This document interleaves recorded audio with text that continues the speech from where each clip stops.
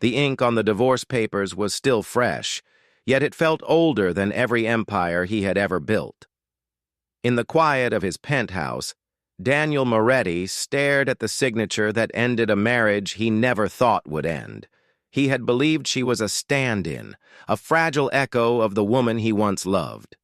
But only when she walked away did he understand. She had been the only truth left in his carefully constructed world of illusions. The city outside kept moving, unaware of the storm inside its most powerful man, and as the night deepened, so did the weight pressing on his chest. A weight no fortune, no power, no arrogance could lift. Before we start, subscribe now so you don't miss more incredible stories like this one. Oh, and before we dive in, tell us in the comments, where are you watching this video from? We love hearing from you and always read every message. The boardroom smelled of polished wood and ambition. A long table stretched like a battlefield, lined with men in tailored suits, their laughter sharp as glass. The city's skyline bled through the windows behind them, neon lights flickering against the storm clouds outside. Daniel Moretti sat at the head of the table, the throne he had carved for himself over a decade of ruthless victories. Yet that evening, the room didn't feel like triumph. It felt suffocating. Conversations turned into whispers. Glances slid like blades across the polished surface, and though no one dared challenge him directly, there was an unspoken mockery in the air. Whispers of his personal life now crumbling under the city's scrutiny. His wife had left, and the world already knew. A CEO who can't keep his own home in order, murmured one of the younger executives, not softly enough. The others chuckled, masks of loyalty slipping in the presence of blood. Power, after all, attracts vultures. Daniel didn't respond. He remained still, his face carved in cold marble. Yet silence did not protect him. It only fed their arrogance. At the far end of the table, a rival leaned back in his chair, smirking with the confidence of someone who believed the empire was beginning to crack.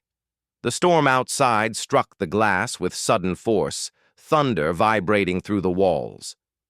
For a moment, every laugh froze in the air.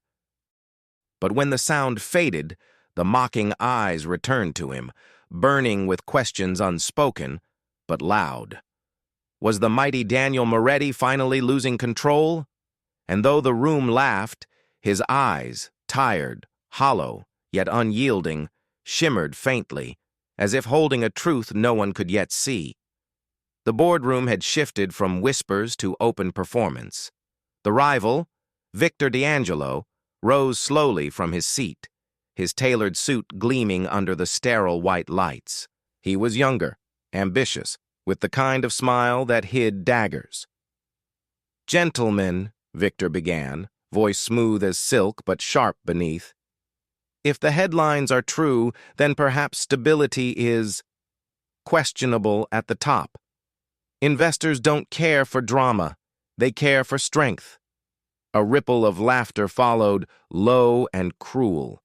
Phones lifted discreetly, recording fragments, capturing the moment the predator bared his teeth. In the age of markets and social media, humiliation traveled faster than truth. Daniel remained still. He had mastered the art of silence, the discipline of letting others drown in their own arrogance. But tonight, silence was being tested like never before. His wife's absence was now ammunition, and Victor knew exactly where to strike. "Tell me, Daniel," Victor continued, stepping closer, his voice lowering but no less venomous. "If a man cannot hold his own household together, how can he promise stability to an empire?" The laughter grew louder this time, echoing off the glass walls. One of the assistants covered her mouth, stifling a gasp, not from loyalty, but from the raw brutality of the moment. Daniel's fingers tapped once against the table. Barely a sound, but enough to silence the thunder inside his chest. His eyes lifted, steady, unreadable. He did not rise to the bait, not yet. He only looked at Victor as though measuring something invisible, something the younger man could not fathom. And that silence spread across the room like fire. The air thickened with tension, every laugh now sounding too loud, too forced. Victor paced like a lion, circling prey he thought was already broken. Silence? He mocked. That's all the great Daniel Moretti has left? The executives leaned in, some with phones still recording, others with smirks eager to witness the fall of a legend. To them, Daniel was no longer untouchable. He was a spectacle. But then, something shifted. Daniel's hand moved toward the documents scattered across the table. Quarterly reports, projections, mergers in progress. He slid one forward with deliberate calm, the papers whispering against the polished wood. Numbers glimmered under the fluorescent lights, sharp and undeniable. Look closely, Daniel finally spoke, his voice low, measured, yet carrying across the room. Stability isn't proven by noise, it's proven by results. The room stilled. A few frowned, squinting at the figures on the page. They were strong, impossibly strong. Even in the midst of his personal turmoil, Daniel had quietly closed a deal that no one else in that room had the vision or the courage to attempt. Victor's smirk faltered for the briefest second. One of the older board members, a man who had remained silent until now, leaned toward the document. His lips parted slightly, as though he was beginning to see something the others had missed. Yet before anyone could fully digest the revelation, Victor snatched the paper, waving it mockingly. "Numbers on a page," he sneered. "They don't prove a man's strength. They only prove he knows how to hide his weakness." The laughter reignited, harsher this time, but beneath it all a question had begun to form in the room, unspoken, fragile, but real. What if Daniel Moretti was not as broken as they believed? And just when everyone thought he would break, something was revealed that no one expected. The storm outside lashed against the windows, lightning carving silver scars across the night sky. Inside, the boardroom was its own battlefield, but the silence after Victor's mockery carried a different weight, something no one could quite name. Daniel rose slowly from his chair. The scrape of wood against marble echoed like thunder, silencing even the boldest laughs. His movements were unhurried, deliberate, as though he were unveiling not just numbers, but a hidden truth carved into his very skin. He took the report from Victor's hand without force, only with presence, the kind of presence that commanded submission without a word. Then he spread a different document across the table, a contract marked with signatures no one expected to see. Gasps rippled through the room. It was the finalization of an international merger, an acquisition so complex, so guarded, that most believed it was still locked in negotiation. And yet here it was, complete, undeniable. "While you were busy speculating about my private life," Daniel said, his voice low, steady, cutting through the air like steel, "I was securing the future of this company for the next decade." Victor froze, his mask of arrogance cracking at the edges. For the first time, his eyes darted, searching for footing that wasn't there. The younger executives who had laughed the loudest now leaned forward, uncertain, their smiles faltering. The balance of the room shifted, subtle yet seismic. It wasn't just skill Daniel displayed, it was foresight, patience, and dignity. And suddenly, silence fell across the crowd. The rain hammered harder against the glass, as though the storm itself wanted to witness what was unfolding inside that room. Every eye clung to Daniel as he stood, the contract spread before them like a blade that had cut through every doubt. Victor tried to laugh, but the sound was brittle, hollow. "A merger doesn't change the truth," he said, voice tight. "You're a man abandoned. Weak. No contract can erase that." But his words fell flat. The room no longer moved with his rhythm. Their attention, their awe, belonged elsewhere. Daniel's gaze swept the room, and for the first time, he spoke not to defend himself, but to reveal the truth that had lived in silence too long. Weakness is pretending love can be replaced. Weakness is believing power makes you untouchable. I have made mistakes, grave ones.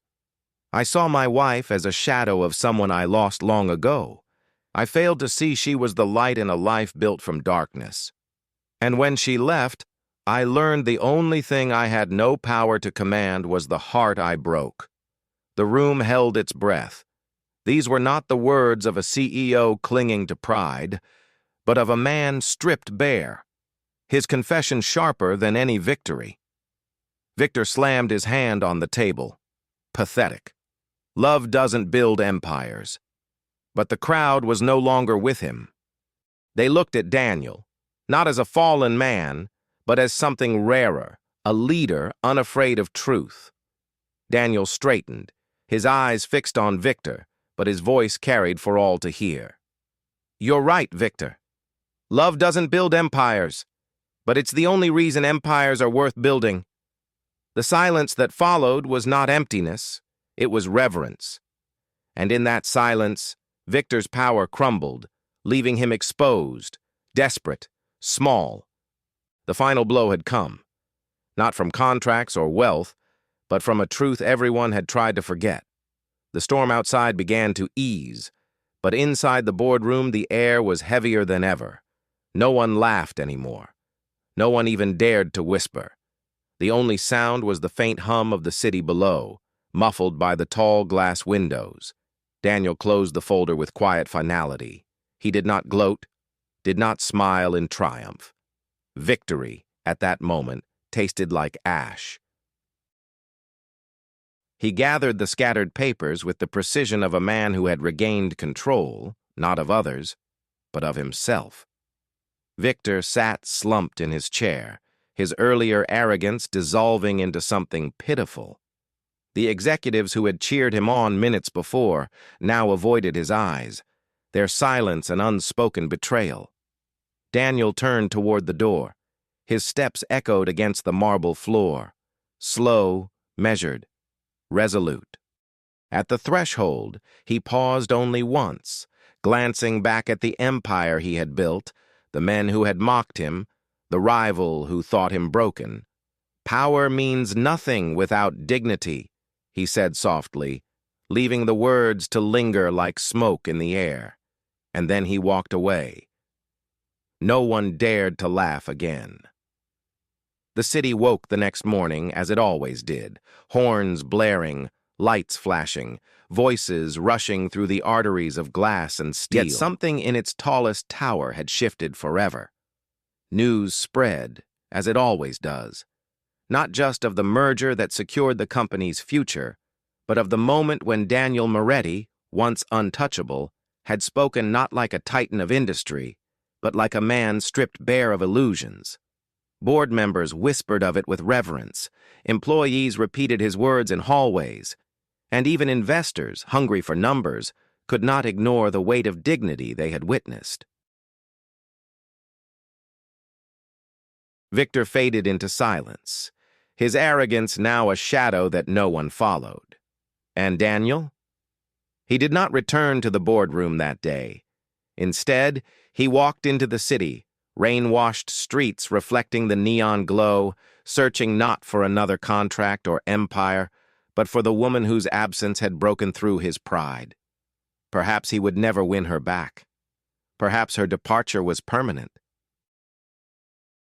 But something had been restored in him, the understanding that no empire, no fortune, no throne was greater than the quiet, human truth of love. And though the world may forget numbers, contracts, and victories, it never forgets the man who dares to stand with honesty when all expect pride. In a world blinded by arrogance, Sometimes a single act of quiet dignity is enough to change the course of history.